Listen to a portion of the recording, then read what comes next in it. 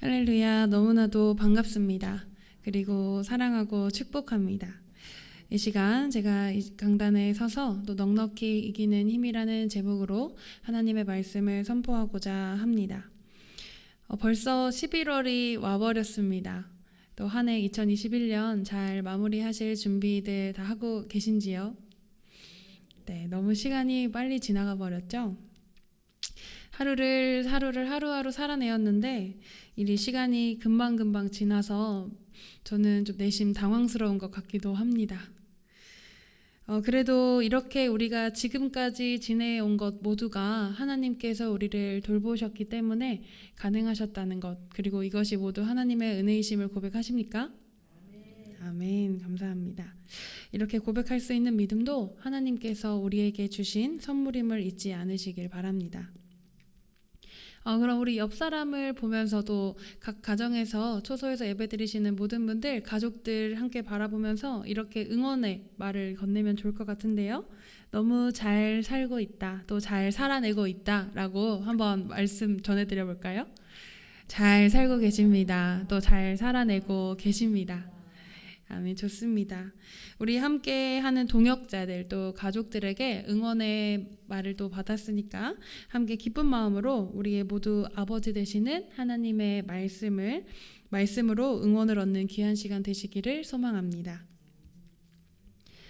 네, 오늘 본문 말씀은 로마서입니다. 우리가 성경을 읽을 때 그저 성경을 읽는 것도 충분한 은혜가 되겠지만요. 성경이 쓰인 배경을 알고 읽으면 훨씬 풍성한 이해와 또 감동이 있습니다. 그래서 오늘 본문 말씀을 가지고 나누기 전에 함께 로마서에 대해서 간단히 알아보고 본문으로 들어가면 좋을 것 같아요. 그래서 로마서에 대해서 또 알아보게 되자면 로마서의 저자는 우리가 아주 잘 알고 있듯이 사도 바울입니다. 네, 물론 대필자가 있어서 그것을 이제 받아 적은 편지이기도 한데요. 어쨌든 이 로마서를 쓴 사람은 사도 바울입니다. 그리고 수신자는 로마서이기 때문에 로마 교회의 성도들이겠죠. 우리는 사도 바울이 로마서를 왜 썼는지, 그렇다면 또 당시 로마 교회의 상황은 어땠는지 한번 간단히 알아보도록 하겠습니다. 바울이 로마서를 쓴 목적에 대해서 먼저 알아볼 텐데요. 바울이 3번의 전도여행을 다니죠. 1차, 2차, 3차 전도여행을 다니게 되는데 바울이 로마서를 기록할 당시에는 동방, 즉 아시아, 마게도냐 이 지방들을 다니면서 마지막 3차 전도 여행지 선교 사역을 거의 마무리할 때쯤 서방의 선교를 시작하려는 계획을 가지고 고린도에서 이 로마서를 쓰게 됩니다. 그래서 3차 선교 도중에 이 로마서를 쓰게 되는데요.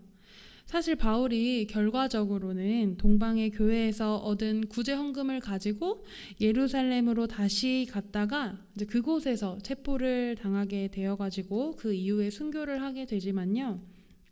어쨌든 바울은 원래 스페인 쪽에서 선교에 대한 소망이 있었습니다.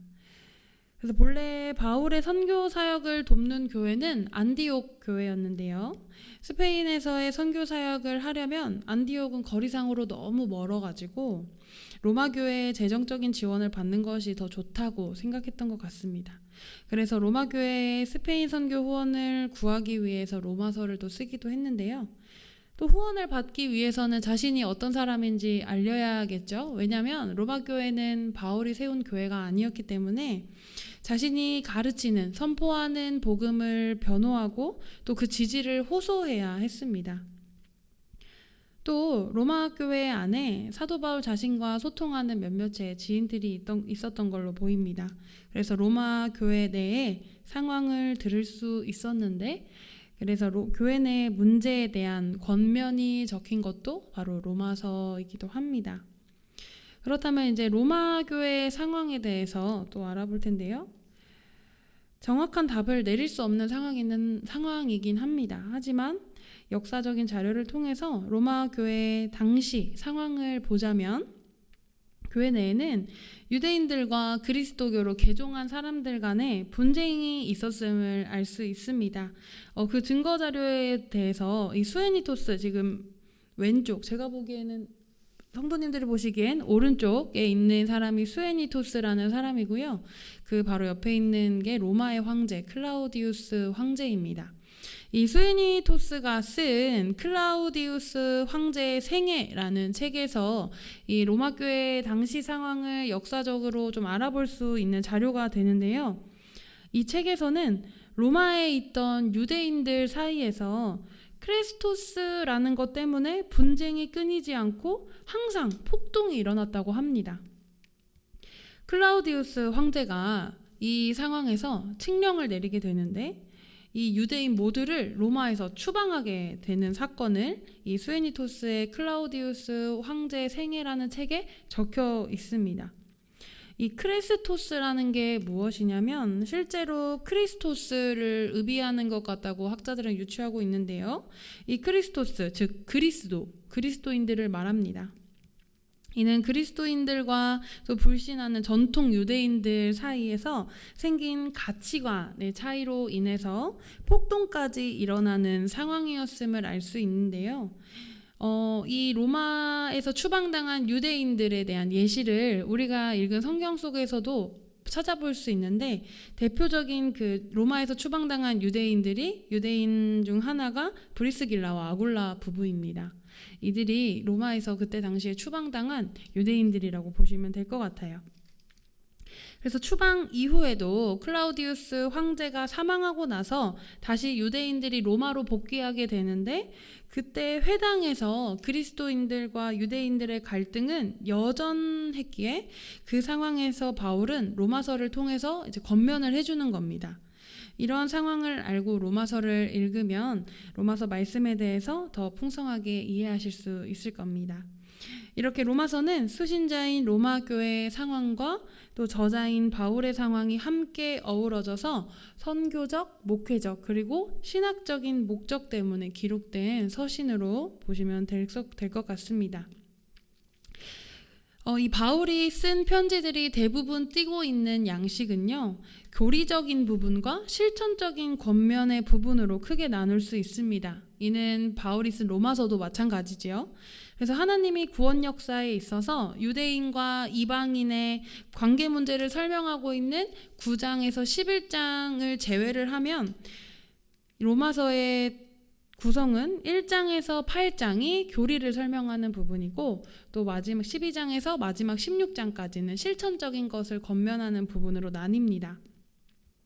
그래서 우리가 오늘 본문 말씀으로 볼 8장은 교리 부분의 결론임과 동시에 실천적인 권면 부분의 출발점이 되는 로마서의 결정적인 부분이라고 보시면 됩니다. 이 로마서의 이제 아주 중요한 포인트는요, 바로 이신칭의라는 겁니다. 이신칭의는 믿음으로 의롭다 칭함을 받았다라는 뜻입니다. 죄인인 우리가 예수 그리스도를 믿음으로 말미암아 하나님께 의롭다고 칭함을 받았다는 뜻인데요. 그래서 우리가 오늘 볼 8장이 교리적 부분의 마지막이자 실천적 권면 부분의 시작점이라고 말씀을 앞서 드렸는데 이 8장에 포함된 이 교리적인 것들이 서술된 1장에서 8장의 이 큰 틀이 모두 다 칭의에 관련된 말씀임을 알 수 있습니다. 이 1장에서 4장은 믿음으로 말미암는 칭의에 대한 경험에 대해서 설명을 하고 또 이어서 이제 5장과 8장은 칭의에 대한 결과, 그리스도인들이 하나님께 의롭다 칭함을 받았을 때 그 결과를 설명을 하게 됩니다. 그래서 이 의롭다 칭함을 받은 이 칭의는요, 단순히 죄인들에게 이제 너희는 죄인이 아니고 의인이라고 선포한다 하고 땅땅땅 하는 법률적인 선포가 아닙니다. 이 단순한 법률적인 의미가 아니라 하나님께서 죄인들을 의롭다고 선언하실 때 그 순간 죄인된 우리는 새로운 피조물로 변화되는 하나님의 능력을 실제적으로 경험하는 것입니다. 이는 다시 새로운 피조물로 거듭나는 창조의 사건이라고 할 수 있겠죠. 이러한 변화는 인간의 노력이나 선행 등으로 인간이 할 수 있는 것들이 아니라 오직 예수 그리스도를 믿는 믿음을 통해서만 이루어지고 성령의 능력 안에서만 성취될 수 있는 것이라고 바울은 말합니다. 이 칭의에 대한 결과를 설명하는 5장에서 8장 이 부분에서는요, 새로운 피조물이 된 또는 다시 태어난 의롭다고 칭함을 받은 사람들은 어떤 사람이냐 함을 설명하는데요. 말씀을 통해서 우리 한 장 한 장씩 들여다보도록 하겠습니다. 다 함께 로마서 5장 17절 말씀 읽어보도록 하겠습니다. 함께 읽어볼게요. 시작. 한 사람의 범죄로 말미암아 사망이 그 한 사람을 통하여 왕노릇하였은즉 더욱 은혜와 의의 선물을 넘치게 받는 자들은 한 분 예수 그리스도를 통하여 생명 안에서 왕노릇하리로다. 아멘. 이 말씀은 아담과 그리스도 예수를 비교하며 쓴 말씀입니다. 아담이 죄를 범죄함으로써 모든 인류가 죄로 물들었다고 설명하는데, 이로 인해서 죽음의 세력이 우리에게 왕노릇했지만 이제는 예수 그리스도 안에서 사망으로부터 자유함을 얻었음을 이야기해 줍니다. 이렇게 5장의 말씀을 봤는데, 이제 또 6장 23절 말씀도 우리 다 함께 읽어볼게요. 시작. 죄의 삭은 사망이요 하나님의 은사는 그리스도 예수 우리 주 안에 있는 영생이니라. 아멘. 5장은 죽음의 세력에서부터의 자유를 말한다면, 지금 읽은 6장은 죄의 세력에서 우리가 예수 안에서 자유를 누림을 선포합니다. 그리고 마지막 이제 7장에서는 율법의 세력으로부터 자유를 선포하는데요. 다 함께 7장 6절 말씀을 읽어보도록 하겠습니다. 시작. 이제는 우리가 얽매였던 것에 대하여 죽었으므로 율법에서 벗어났으니 이러므로 우리가 영의 새로운 것으로 섬길 것이요 율법 조문에 묵은 것으로 아니할지니라. 아멘. 이렇게 얽매였던 율법에서 당시 유대인들이 지켰던, 그리고 그리스도인들과 유대인들 사이의 그 갈등의 중심이었던 그 율법에서 벗어나서 성령을 통하여 새로운 것을 섬길 것이라고 말을 하게 됩니다. 이렇게 5장, 6장, 7장은 각각 죽음의 세력, 죄의 세력, 율법의 세력에게 예수 그리스도 안에서 자유해짐을 이야기합니다. 그래서 이 내용이 이제 8장으로 이어지게 되는데요. 8장 1절 말씀을 보면 제가 한번 읽어드릴게요. 그러므로 이제 그리스도 예수 안에 있는 자에게는 결코 정죄함이 없나니. 아멘. 이 말씀 익숙하시죠? 우리가 주일에 사죄 기도 후에 담임 목사님께서 사죄 선포로 하시던 말씀입니다. 그렇죠? 많이 익숙하시죠? 이 8장 1절의 시작, 이 그러므로라는 접속사를 사용을 하게 되는데요. 앞서 말했던 것들에 대한 결론을 맺고자 하는 겁니다. 5장, 6장, 7장에서 얽매였던 것들에 대한 결과, 예수 그리스도 안에서 자유함을 얻었던 이들의 결과를 이야기하고 싶어 하는 건데요. 예수 그리스도 안에서 결코 정죄함이 없다고 선포하는 바울은 예수 그리스도를 통한 자유로 인해 정죄함이 없음을 확장시키고 강화시키는 겁니다. 하지만 바울은 비록 그리스도인들 안에 예수 그리스도를 통하여서 성령이 거하고 있고 또 성령을 통하여 새로운 피조물이 되었지만 우리는 아직 그 구원을 고대하는 이들이라고 말합니다. 이는 우리가 물론 예수 그리스도를 믿음으로 의롭다 칭함을 받았고 또 이제는 종이 아니라 하나님의 자녀가 될 수 있는 그 권능을 또 그 엄청난 은혜를 받은 존재임이 맞지만 우리가 여전히 그 구원을 고대함은 아직 우리 삶 안에 어려움이 존재한다는 것이죠. 우리가 물론 성령을 통해서 힘입어 살아가고 있지만 우리는 이 세상에서 발을 붙여 육으로 살아가고 있는 존재이기 때문에 그렇다고 하는 말입니다. 그래서 8장의 21절, 22절 말씀을 보면요. 그 바라는 것은 피조물도 썩어짐에 종노릇한 데서 해방되어 하나님의 자녀들의 영광의 자유에 이르는 것이니라. 피조물이 다 이제까지 함께 탄식하며 함께 고통을 겪고 있는 것을 우리가 아느니라 라고 바울이 이야기합니다. 현재 모든 피조물이 함께 고통을 겪고 있다고 바울은 이야기합니다. 이렇게 예수 그리스도를 따르는 이들에게도 여전히 고통이 존재함은 우리는 잘 알고 있습니다. 그러나 어떤 이가 고난을 달게 받을 수 있을까요? 우리는 모두 다 잘 살고 싶어 합니다. 경제적인 부분에서도 좀 넉넉했으면 좋겠고, 내가 생각했던 계획 안에서 모든 게 다 순탄하게 이루어졌으면 좋겠고, 또 어려움 하나 없이, 아픔 하나 없이 살아가면 너무나도 좋겠죠. 하지만 여전히 존재하는 고난에 대해서 31절에 그럼에도 우리가 이길 수 있는 것은 우리를 돌보시고 함께 하시는 분이 하나님 아버지시기 때문에 우리는 이길 수 있다고 바울은 말하게 됩니다. 오늘의 본문에서 사도 바울은 만일 하나님이 우리를 위하시면 우리를 대적할 자가 아무도 없다고 얘기합니다. 하나님이 우리의 편이실 때 우리를 이길 것이 아무것도 없음을 뜻하는 겁니다. 제가 중학생, 고등학생 때 되게 유명한 멘트가 있었어요. 이 짧은 구절인데 하나님을 백으로 세상과 맞짱 뜬다 라는 이야기였습니다. 이 맞짱이 맞서 싸운다, 둘이 같이 싸운다 라는 뜻인데요. 하나님을 백으로, 하나님을 나의 뒷배경으로 두고 세상과 싸운다는 뜻입니다. 이걸 쓴 사람이 여자 학생들, 여성 청소년들 아니면 또 성인 여성들에게 굉장히 인기 있는 로맨스 소설을 쓰는 작가가 자기의 블로그에 글을 올릴 때마다 항상 이 게시글에 이 문장을 썼었습니다. 그때 어린 마음에 와, 이분 진짜 대단하다.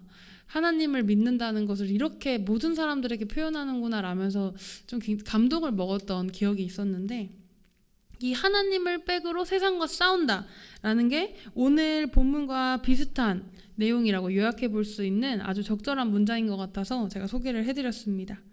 이렇게 이제 하나님께서 우리와 함께 하실 때 결코 우리를 대적할 것은 아무것도 없음을 말해주고 있죠. 왜냐하면 하나님께서는 독생자 예수 그리스도까지 우리에게 내어주셨기 때문입니다. 사랑하는 아들을, 하나뿐인 아들을 내어주신 하나님이신데 우리에게 무엇인들 내어주실 수 있는 분이시라는 겁니다. 35절에서는 바울이 7개의 고난을 열거합니다. 환난, 곤고, 핍박, 기근, 적신, 위험, 그리고 칼, 이 7가지를 이야기를 하는데 이 온갖 세상의 고난과 재앙과 위험들도 우리를 향한 하나님의 사랑에서 끊을 수 없음을 선포합니다. 이 7개의 고난 중 마지막 나오는 칼은요, 최종적인 죽음을 의미하기도 합니다. 사실 이 7개의 고난은 예수님께서 겪으신 고난과도 같습니다. 또 이는 그리스도인들이 겪을 수 있는 고난임을 의미하겠지요. 다 함께 말씀을 읽어볼 텐데요. 마가복음 8장 34절 말씀 함께 읽어보도록 하겠습니다. 시작. 무리와 제자들을 불러 이르시되 누구든지 나를 따라오려거든 나를 따를 것이니라. 아멘. 예수님을 따라야 하는 조건입니다. 나 자신을 부인하고 자기 십자가를 지고 따르는 것. 그리스도인들에게 고난과 역경은 어찌 보면 필수 불가결한 것이라고 볼 수도 있겠습니다. 이처럼 우리가 비록 죽임당하게 되고 도살당할 양같이 여김을 받았을지라도 우리에게는 그것을 넉넉히 이길 수 있는 힘이 있다는 건데요. 오늘의 가장 메인 말씀 구절이기도 하고 제가 여러분께 말씀을 전할 때 지은 제목이기도 합니다. 다 함께 오늘 본문 37절 말씀 읽어보도록 하겠습니다. 시작. 그러나 이 모든 일에 우리를 사랑하시는 이로 말미암아 우리가 넉넉히 이기느니라. 아멘. 우리가 넉넉히 이긴다. 내가 넉넉히 이길 수 있는 힘이 있다. 이것은 너무나도 벅차오르는 말씀인 것 같습니다. 그렇죠? 넉넉히 이기는 것에 대한 신뢰, 하나님이 주인 되심이 그리고 그분과 함께라면 두려울 것이 없다고 고백한 성경 인물이 있기도 합니다. 바로 다윗인데요. 다윗은 죽음의 위기에 자주 놓여 있었던 인물입니다. 수많은 위험이 있었지만 대표적으로 2가지로 꼽을 수 있겠죠. 사울 왕에게 쫓긴 것, 그리고 셋째 아들 압살롬에게 반역을 당해서 아들에게 쫓겼던 그 다윗의 모습을 생각해 볼 수 있겠습니다. 우리가 오늘 볼 것은 후자의 사례인데요. 시편 3편은 다윗이 압살롬에게 쫓겨서 도망 다닐 때 쓴 시입니다. 총 8개의 절로 이루어진 짧은 시인데 이 시편을 한번 제가 포인트 3개 구절을 따왔는데요. 이거 함께 읽어보면 좋을 것 같아서 가지고 와봤는데 구절이 짧아서 같이 읽어보셔도 좋을 것 같습니다. 한번 한 구절씩 읽어볼게요. 1절, 3절, 6절입니다. 시작. 여호와여 나의 대적이 어찌 그리 많은지요. 일어나 나를 치는 자가 많으니이다. 여호와여 주는 나의 방패시요 나의 영광이시요 나의 머리를 드시는 자이시니이다. 천만인이 나를 에워싸 진친다 하여도 나는 두려워하지 아니하리이다. 아멘. 저는 이 시편에서 굉장히 놀란 것이 죽음의 위기 앞에 놓여있던 다윗이 6절에서 지금 보이는 6절 말씀에서 나는 두려워하지 아니하리이다 라고 고백한 것이 저는 너무나도 놀랍습니다. 주여 나는 두려우니까 좀 도와주세요 하고 전전긍긍한 모습이 아니라 하나님이 나의 방패시고 나의 영광이시고 나의 머리를 드는 자이시기 때문에 나는 천만인이 에워싸서 진친다 해도 두렵지 않다라고 고백했기 때문입니다. 제가 덜덜덜 떨면서 하나님 저 진짜 아무것도 못하겠어요 도와주세요 하는 것과 하나님이 도우시니 저는 두려운 게 하나도 없습니다 라고 고백하는 거는 모두 하나님께 의지하는 고백이기는 하지만 분위기가 너무나도 다릅니다. 이는 전지전능한 하나님께서 나의 주인이시라는 것에 대한 완벽한 신뢰를 보여주는 것이기 때문이죠. 죽음 앞에서 천만인이 나를 둘러싸도 두렵지 않다는 그 고백이 우리의 입술에서 나오는 고백이기를 소망합니다. 네, 이제 말씀을 마무리하려고 하는데요. 이제 다시 로마서로 돌아와서 로마서가 쓰인 당시 상황 속에서 있는 이 어려움은 사실 당시 로마 교회 성도들에게만 국한되어 있는 것이 아니었습니다. 우리가 사실 국가적으로 박해를 당하거나 또는 우리의 복음을 가지고 대립이 일어나서 폭동이 일어나거나 또 그걸로 인해 추방당하거나 이런 사건들이 우리에게 똑같이 일어난 것은 아니지만 이와 같은 비슷한 어려움은 여전히 우리 삶 안에서 존재하고 있고 일어나고 있습니다. 우리 한 사람 한 사람 다 가지고 있는 말 못할 고민들, 그리고 국가적으로 봤을 때 현재 코로나 팬데믹 상황이 벌써 2년이나 연장되어서 지속되어지고 있는 것, 그로 인해서 일어난 여러 가지 경제적인 문제들이나 사회적인 문제들, 또 우리 삶 안에 여전히 해결되지 않은 이런 문제들이 나를 에워싸고 있는 것만 같은 이 답답한 어려움 속에서 우리는 그럼에도 불구하고 예수 그리스도를 믿는 우리에게 자유함이 있음을, 또 그리고 우리를 사랑하시는 이로 말미암아 우리가 넉넉히 이길 수 있음을 고백하시길 바랍니다. 삶의 문제들이 나를 짓누르시는 것 같을 때, 내가 너무 어려워서 힘들어서 정말 앞이 너무나도 새까맣게 보일 때 이 로마서 8장 37, 38, 39절 말씀을 읽으시고 함께 힘을 얻으셨으면 좋겠습니다. 다 함께 마지막으로 다시 한번 로마서 8장 37에서 39절 이 세 구절 말씀을 읽고 말씀을 마치도록 하겠습니다. 다 함께 읽겠습니다. 시작.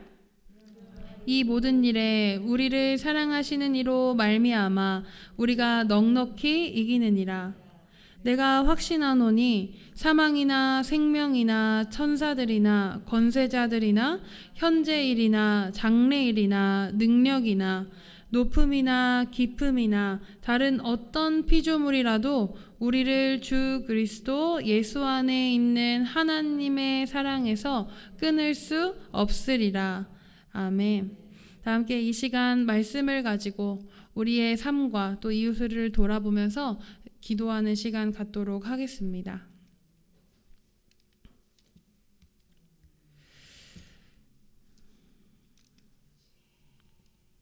네, 우리의 어려움 속에서 나의 주인 되시는 하나님을 바라볼 수 있는 믿음의 눈을 허락하시고 하나님 아버지께 온전한 신뢰를 올려드리는 우리의 믿음이 되기를 소망합니다. 이 믿음 또한 하나님 아버지께서 주셨기에 우리가 예수 그리스도를 우리를 구주로 영접할 수 있음을 고백하시기를 바랍니다.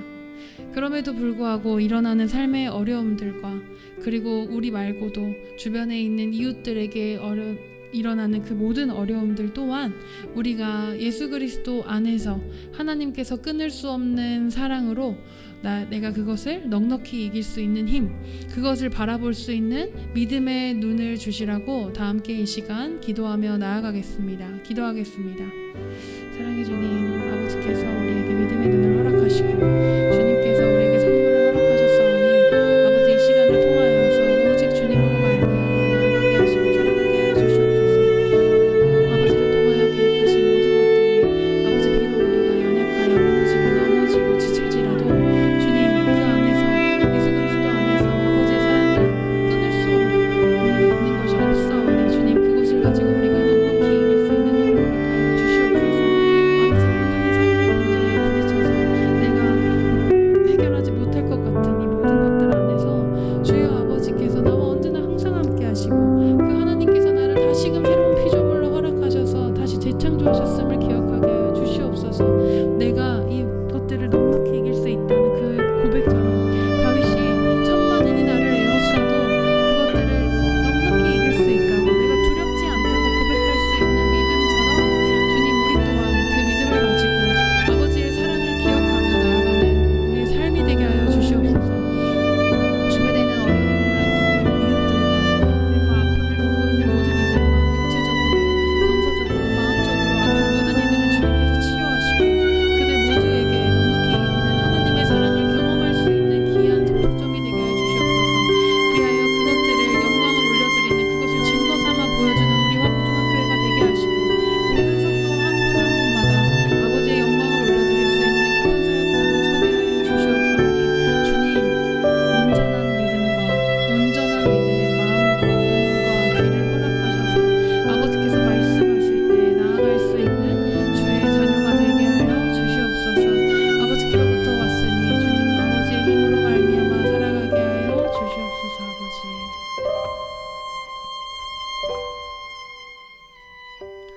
두 번째 기도 제목입니다. 코로나 바이러스로부터 국가적으로 일상 회복을 위한 시도가 이어지고 있습니다.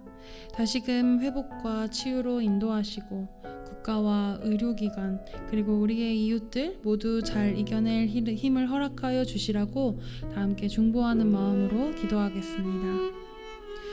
사랑의 주님, 2년째 지속되고 있는 바이러스로 인해서 우리의 삶이 변화되고 교회가 변하고 학교가 변하고 회사가 변하고 많은 것들이 변했습니다. 아버지 안에서 결국 우리가 할 수 있었던 것은 하나님께 삶에 집중해서 우리가 그 하루를 버티고 살아가는 것뿐이었습니다. 주님 이것들 또한 주님께서 우리와 함께 하셨기에 것들이었습니다. 아버지 바이러스가 그 조그마한 바이러스가 이 모든 인간들을 삶을 변화낼 수 있을 만큼 우리 인간은 연약하고 약한 존재임을 다시 한번 고백합니다. 그러므로 하나님께서 우리와 함께 하셔야 우리가 살아갈 수 있사오니 주님 우리를 다시금 회복과 치유의 역사를 허락하셔서 따뜻한 치료하는 광선을 비춰주시옵소서. 아버지 이것을 힘쓰는 국가와 의료기관과 모든 의료인들 주님께서 기억하시고 그들이 비록 지치고 힘들지라도 다시금 일어날 수 있게 하시고 희망의 빛이 그 끝이 보이게 하여 주시옵소서. 아버지 일상으로 회복하는 모든 교회 가운데 걱정과 우려가 너무나도 많지만 그럼에도 우리가 다시 하루를 살아갈 수 있으며 이 하루에 눈 뜨고 일어날 수 있으니 그리고 그 하루를 마무리하고 잠자리에 들 수 있으며 힘을 고백하게 하시고 우리가 비록 당장 눈앞에 보이는 그 어리숙함 때문에 그것들을 후회하고 지탄하는 것이 아니라 그거를 감사하는 우리 예수 그리스도를 주시옵소서.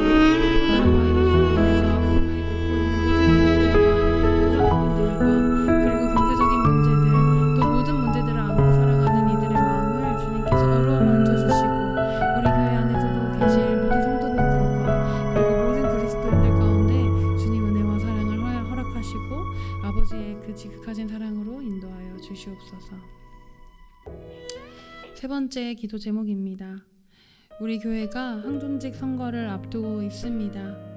교회를 위해서 세워질 일꾼들이 그리스도의 사랑 안에서 일어나게 하시고 또 직분을 가진 자들 뿐만 아니라 우리 화곡중앙교회가 화곡중앙교회 모든 성도들이 하나님을 증거하는 사역자가 되기를 소망합니다. 우리 목회자들 뿐만 아니라 우리 성도님들 한 분 한 분 하나님의 사명을 받으신 사역자들이심을 잊지 않으시기를 바랍니다. 우리 직분자들 뿐만 아니라 또 세워질 모든 일꾼들 뿐만 아니라 우리 교회가 더욱더 하나님의 일을 사모하며 주의 전에 거하기를 사모하는 교회가 되게 해주시라고 다 함께 이 시간 아버지께 기도하겠습니다. 주님 아버지, 일꾼에서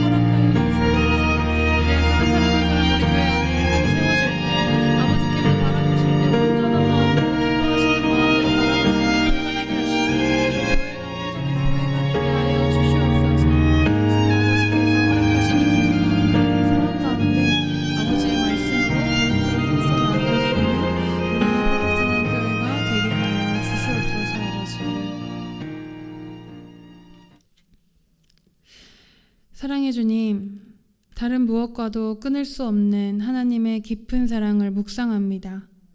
비록 세상에 발붙여 살아가며 하나님의 구원을 바라는 우리의 연약함이 우리 스스로를 짓누를지라도, 천만인이 애워싸는 두려운 상황일지라도, 죽음이 나를 가로막는 어찌할 바 모르는 순간일지라도 예수 그리스도 안에서 자유함을 허락하시고 우리를 돌보시는 하나님께서 넉넉히 이길 힘 주심을 고백합니다. 주님, 우리는 두렵지 않습니다. 주님, 담대히 나아가겠습니다. 그런 믿음을 우리에게 허락하여 주시옵소서. 아버지, 코로나 바이러스가 지속되고 날씨가 추워져 건강이 위협당하고 있습니다. 주여, 회복을 허락하시고 우리 주변의 모든 이웃들의 아픔을 돌보아 주시옵소서. 그리고 우리 교회에 있는 항종직 선거를 앞두고 주님, 우리는 모두 목회적 소명을 부여받은 이들임을 잊지 않게 하여 주시옵소서. 교회와 세상 밖에서 하나님을 드러내는 사명자임을 잊지 않게 하시고 교회에서 그리고 세상에 하나님을 위한 일꾼이 세워질 수 있도록, 그리고 교회 안에 사랑이 채워질 수 있도록 인도하여 주시옵소서. 이제 말씀을 가지고 각자의 자리로 돌아가려 합니다. 말씀이 우리의 영과 혼과 육을 찔러 오직 아버지의 뜻으로 걸어가게 하여 주시옵소서. 예수 그리스도의 이름으로 기도합니다. 아멘.